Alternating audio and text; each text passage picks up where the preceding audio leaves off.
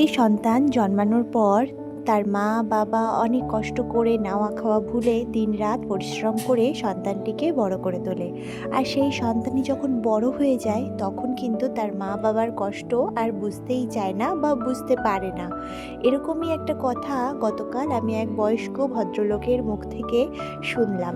তিনি বেশ দুঃখ করেই এই কথাটি বলছিলেন। সো হ্যালো এভরিওয়ান, আমি বর্ণালী। আমার আরেকটি নতুন ভিডিওতে তোমাদের জানাই সকলকে স্বাগত। দেখো, রোজের মতোই আমার বেদকে নিয়েই আজকে সকালটাও শুরু করলাম। ওকে ফ্রেশ করাতে করাতে তোমাদের সাথে আজ বেশ কিছু কথা শেয়ার করব। ভিডিওর প্রথমে যে কথাটি আমি তোমাদেরকে জানালাম সেই ব্যাপারে তোমাদের মতামত কি অবশ্যই কমেন্ট বক্সে জানিও। আমার মনে হয় আজকের যুগে মা বাবারা যেরকম সন্তানকে বড় করার পিছনে তাদের শ্রম সময় সবটাই লাগিয়ে দেয়, তাকে ডাক্তার ইঞ্জিনিয়ার কিংবা প্রতিযোগিতার অংশগ্রহণ করানোর জন্য মরিয়া হয়ে ছোটে, সেটা যদি না করে তাকে একটা সাধারণ মানুষ হওয়ার শিক্ষা দেয়, তাহলে কিন্তু বড় হয়ে সেই সন্তান মা বাবার দুঃখ কষ্ট অবশ্যই বুঝবে। কাল চোখ রাখলেই চারপাশে দেখা যায় তথাকথিত বিত্তবান কিছু মানুষ তাদের ছেলেমেয়েরা কিছু চাইতে না চাইতেই হাতের কাছে এনে দেয়। ফলত তারা কিন্তু সেই জিনিসের মূল্যবোধ আর বুঝতেই পারে না। তো তার জন্য কিন্তু দায়ী আমরা মা বাবারা, যারা কিনা সন্তানকে সঠিক মানুষের মতো মানুষ করতে পারছি না।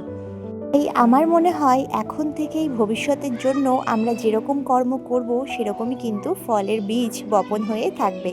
যাই হোক, ভিডিও শুরুতেই তোমাদেরকে অনেক জ্ঞান দিয়ে দিলাম আমার ছেলেকে ফ্রেশ করাতে করাতে। এবার কিন্তু বাকি ভিডিওটা তোমরা দেখতে থাকো।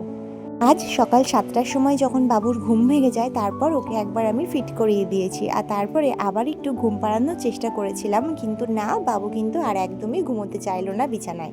তাই জন্য ওকে নিয়ে অগত্যা আমি বসে বসে খানিকক্ষণ কোলে রেখে তারপর ফ্রেশ করাতে শুরু করে দিলাম।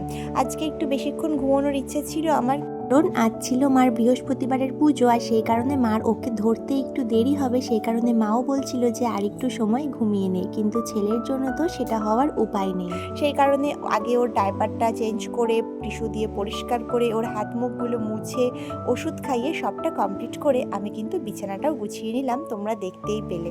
এরপরে দেখো, ওকে দিয়েছিলাম খানিকক্ষণ টামি টাইম, আর তারপরে আমি ভাবলাম যে ব্রাশ করতে যাব। ওদিকে আজকে যেহেতু মায়ের বৃহস্পতিবারের পুজো ছিল, পুজোর ঘরে মায়ের অনেকটাই সময় লেগে গিয়েছে। সেই কারণে মাও আসতে পারছিল না আর আমিও বাথরুমে যেতে পারছিলাম না। সেই কারণে ব্রাশ করতে করতেই ওকে কোলে করে নিয়ে আমি একটু রোদ্রে ঘুরছিলাম। এখন না শীতটা যেহেতু কমেই গিয়েছে আর রোদের তাপটা কিন্তু অনেকটাই বেশি হয়েছে, সেই কারণে রোদে আর এখন ওকে নিয়ে বেশিক্ষণ থাকা হয় না। এই হাঁটাহাঁটি বা একটুখানি সময় বসতে বসতে যেইটুকু রোদ ওকে খাওয়ানো হয়। তারপরে দেখো, চলে আসলাম চায়ের ঘরে চা করতে, কারণ মাকে দিয়েছি ওকে একটু, মা ওকে নিয়ে রোদ্রে বসেছে আর আমি এদিকে চা আর বিস্কিট নিয়ে চলে আসলাম। এখন এই হালকা রোদটায় একটু বসে চা বিস্কিট খাবো, তারপর ঘরে চলে যাব। জানো তো, এই বিস্কিটটা মা কালকে কিনে এনেছে, খেতে এত অসাধারণ তোমাদের কি বলবো, মানে একটা বিস্কিট খেয়ে কিন্তু একদমই পোষাচ্ছিল না, কিন্তু বিস্কিটটা যেহেতু বড় ছিল খেতে কিন্তু বেশ ভালো লাগছিল, আর ভেতরেও কিন্তু একটু মিষ্টি মিষ্টি ব্যাপারটাও ছিল।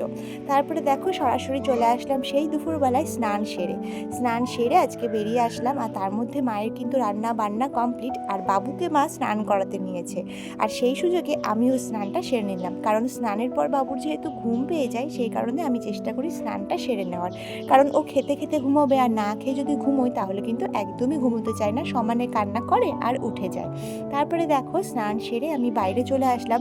মা সকালবেলা বাবুর যে সমস্ত জামা কাপড়গুলো হয় সেগুলো তো নেড়ে দিয়েছে, আর সেই কারণে আমি এগুলো এখন শুকিয়ে গিয়েছে, সমস্ত কিছু তুলে ভাঁজ করে গুছিয়ে রাখলাম। আর যখন ওকে প্রতিদিন স্নান করায় তারপরে রৌদ্রে কোলে নিয়ে একটু বসে, আর সেই সময় কিন্তু ওর চোখটাও লেগে আসে, মানে ঘুম ঘুম ভাব চলে আসে, কিন্তু পুরোপুরি ঘুমাতে পারে না, কারণ পেটটা তো খালি থাকে। সেই কারণে মা ওকে এনে দিল ঘরে।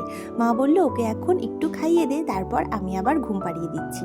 এদিকে আমারও পেয়ে গেছে প্রচুর খিদে, কারণ আজকে তো তোমরা দেখলেই সকালে শুধুমাত্র চা আর বিস্কিটটাই খেয়েছি, আর কিছু খাওয়া হয়নি। সেই কারণে আমিও ওকে ঝটপট করে নিয়ে কিন্তু ফিট করাতে বসবো। তার আগে স্নানের পর যেহেতু ওই টাইমটা ওকে ডাইপার ফ্রি রাখি, আগে আবার ওকে ডাইপার র্যাশ ক্রিমটা দিয়ে ডাইপারটা পরিয়ে নিলাম, আর তারপর আবার ফুল প্যান্টটা পরিয়ে নিলাম, কারণ খেতে খেতে বাবু যদি ঘুমিয়ে যায় তারপর এগুলো করাতে গেলে তাকে আবার ঘুম পাড়ানো নতুন করে অসাধ্য ব্যাপার। এখন কিন্তু আমি পিলোটাও নিয়ে নিয়েছি আর ওকে একটু আদর করে নিচ্ছি, তারপরে ওকে খাইয়ে দেবো। আর তোমরা তো দেখতেই পেলে, স্নান করে এসে বাবুকে খাওয়ালাম। এবার একটু সাবধানে ওকে শুয়েছি, জানি না কতক্ষণ শুয়ে থাকবে। তারপরে আমি আর মা এখন খেতে বসে পড়েছি।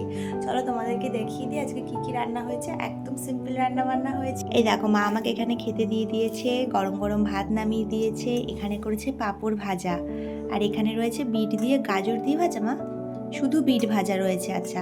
আর এখানে দেখো রয়েছে বেগুন ভাজা, আর এইখানে রয়েছে ডাল। এটা হচ্ছে অড়হরের ডাল। তো আজকে কিন্তু এই দিয়েই দুপুরের খাবারটা সেরে নেব। আজকে বৃহস্পতিবার, সেই কারণেই কিন্তু নিরামিষ রান্নাবান্না মা করেছে। মা আমাকে বলছিল যে তোকে আমি আমিষ করে দেবো, আমি বললাম থাক, দরকার নেই, নিরামিষই খেয়ে নেবো একসঙ্গে। তো এখন খাওয়া দাওয়াটা করে নিই, তারপরে আবার তোমাদের সঙ্গে দেখা করতে আসছি। দুজন বন্ধু আমাকে কমেন্টে জিজ্ঞাসা করেছিলে কালকের ভিডিওতে যে আমার বাবুকে আমি কোন ডাইপার ইউজ করি। এই দেখো, প্রথমে যে ডাইপারটা দেখালাম প্যাম্পার্সের, এই ডাইপারটা আমি ওকে এতদিন ইউজ করাছিলাম, কিন্তু এটা একদমই ভালো নয়, অল্প সময়ে কিন্তু ভরে যাচ্ছিল। আর তারপরে যেটা দেখালাম সেটা হচ্ছে ডমসের, সেটা কিন্তু বেশ ভালো ছিল, তার আগে আমি ওটা ইউজ করতাম।